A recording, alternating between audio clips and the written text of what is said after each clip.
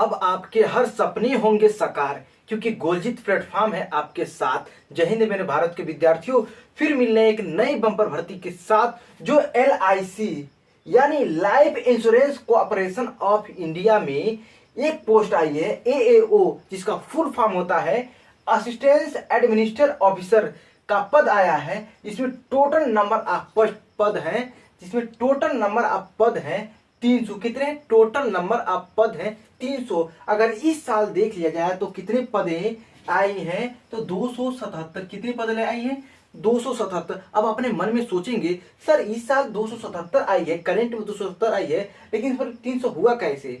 तो मैं आपको बता दूं, बैकलॉग यानी जो बैकलॉग जो पिछले पेपर में जो हमारे एग्जाम हुआ था उसमें हमारे रैंक के हिसाब से जो भी कैंडिडेट नहीं पास कर पाए और उसमें कुछ वैकेंसियां जो खाली होती हैं उसको अगले पोस्ट में टर्नओवर कर दिया जाता है, यानी उस पोस्ट में जोड़ दिया जाता है। अगले साल के जो पोस्ट है, अगले साल की जो वैकेंसी है तो उसमें जोड़ दिया जाता है। तो वही हमारा जो पिछले साल जो हुआ था LIC में AAO यानी असिस्टेंट एडमिनिस्ट्रेटर ऑफिसर की जो पदें खाली गई थी 33, इसको इस साल जोड़ दिया गया है। किसमें? इसमें जोड़ दिया गया है। तो 277 33 को मिला कितना और 300 पोस्ट हो गए हमारे इस साल आए हैं। तो अगर देखिए तो टोटल पोस्ट नंबर किस किस में है तो इतना तो जान लीजिए, जो हमारा टोटल पोस्ट कितना है 277। किस किस में है? जनरल में कितना है 112 पोस्ट। कितना? जनरल में कितना 112 पोस्ट। OBC में कितना है 70 पोस्ट है। EWS में कितना पोस्ट है 27 को। SC में कितना पोस्ट है 96 को। कितना 96 को। ST में कितना 22 पोस्ट।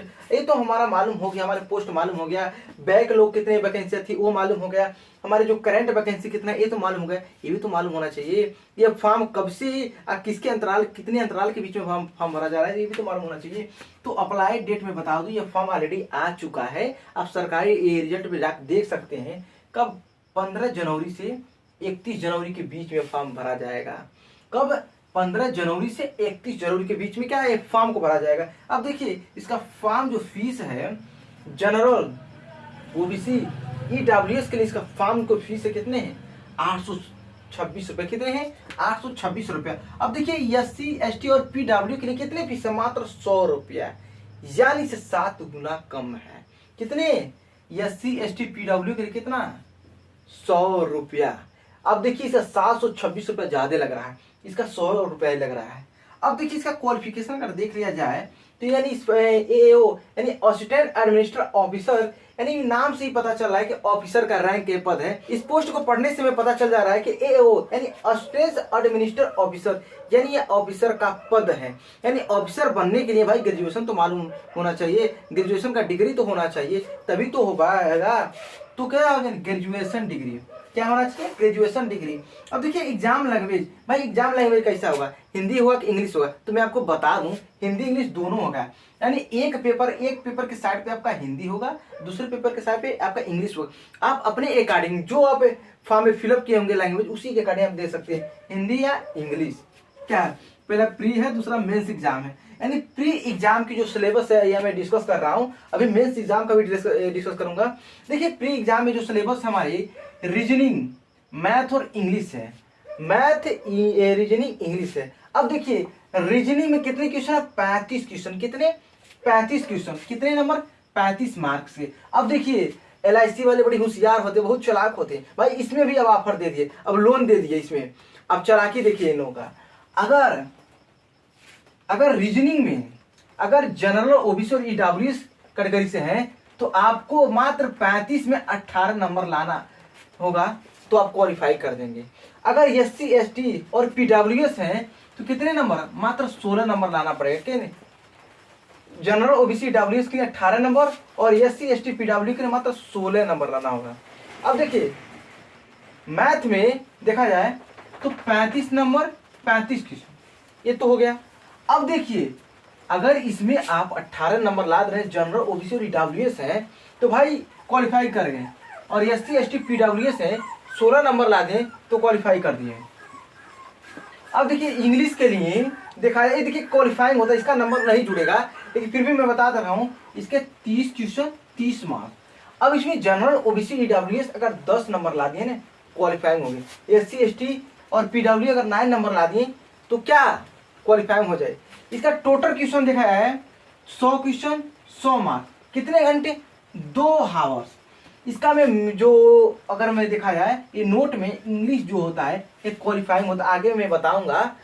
ये जो इंग्लिश सब्जेक्ट है क्वालिफाइंग है। अभी आगे मैं डिस्कस कर रहा हूँ अच्छी तरीके से, सिलेबस बाय सिलेबस डिस्कस कर रहा हूँ। मेंस एग्जाम के जो सिलेबस हैं, तो रीजनिंग में, अगर रीजनिंग में देखा जाए तो 30 क्वेश्चन कितने मार्क्स है, 90 मार्क्स के, यानी एक क्वेश्चन 3 नंबर के। अब देखिए जिस प्रकार प्री एग्जाम में जो LIC वाले हैं लालच दिए थे, इसी प्रकार इसमें भी है लालच दिए। अब देखिए जनरल OBC EWS के लिए 25 क्वेश्चन क्वालिफाइंग है, यानी 90 में अगर 25 ला दे रहे हैं तो क्वालिफाइंग हो जाए आपका। अगर SC ST PW में है, अगर 40 नंबर ला दे रहे हैं तो भी क्वालिफाइंग हो जाए। किसमें, यानी 90 नंबर में से अगर 40 नंबर ला दे रहे हैं तभी क्वालिफाइंग हो जाए। भाई अब देखिए जीके और करेंट अफेयर, जीके और करेंट अफेयर में 30 क्वेश्चन 60 मार्क्स, यानी एक क्वेश्चन 2 नंबर के। अब देखिए इसमें भी लालच है, जनरल OBC EWS के लिए अगर 30 नंबर ला दे रहे हैं ना तभी क्वालिफाइंग है। अब देखिए अगर SC ST PW भी अगर 27 नंबर ला दिए तो इनका भी क्वालिफाइंग है। अब डाटा एनालिसिस अवेयरनेस में 30 question 90 minute, data analysis awareness में 30 क्वेश्चन 90 मार्क्स। अगर इसमें देखा जाए तो जनरल OBC EWS अगर 90 नंबर में से 45 नंबर भी ला दिए ना तभी क्वालिफाइंग, और SC ST PW अगर 40 नंबर ला दिए तभी उनका क्वालिफाइंग हो जाएगा। अब देखिए इंश्योरेंस एंड फाइनेंशियल अवेयरनेस में अगर 30 क्वेश्चन कितने 60 मार्क्स, यानी एक क्वेश्चन 2 नंबर के। अब देखिए जनरल OBC EWS अगर 60 में 30 नंबर ला दिए तो उनका क्वालिफाइंग, SC ST PW अगर 60 में 27 नंबर ला दिए उनका भी क्वालिफाइंग। अगर देखा जाए टोटल ऑफ क्वेश्चन तो 120 क्वेश्चन कितने 300 मार्क्स के, 120 क्वेश्चन 300 मार्क्स के, कितने घंटे 2 घंटे। मैं आपको बताया था ऑलरेडी, जो इंग्लिश सब्जेक्ट है यानी जो इंग्लिश सब्जेक्ट क्वालिफाइंग है, पेपर प्री एग्जाम में भी इंग्लिश सब्जेक्ट क्वालिफाइंग है और मेंस एग्जाम में इंग्लिश पेपर क्या है क्वालिफाइंग है। देखिए इंग्लिश लैंग्वेज लेटर राइटिंग इससे कितने 2 क्वेश्चन 25 मार्क्स थे। अब टाइम कितना रहेगा भाई, आधे घंटा 30 मिनट, कितने आधे घंटा यानी 30 मिनट रहेगा, कितने 30 मिनट। अब देखिए इसको क्वालिफाइंग भी जरूरी है।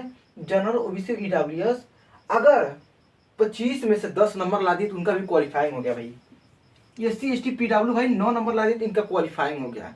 ऑलरेडी मैं बताया था नोट में, पहले मैं आपको बता दिया है, नोट प्री प्लस मेंस जो इंग्लिश सब्जेक्ट हैं वो क्वालिफाइंग पेपर है, ओनली आपका उसमें क्वालिफाइंग होना भी जरूरी है।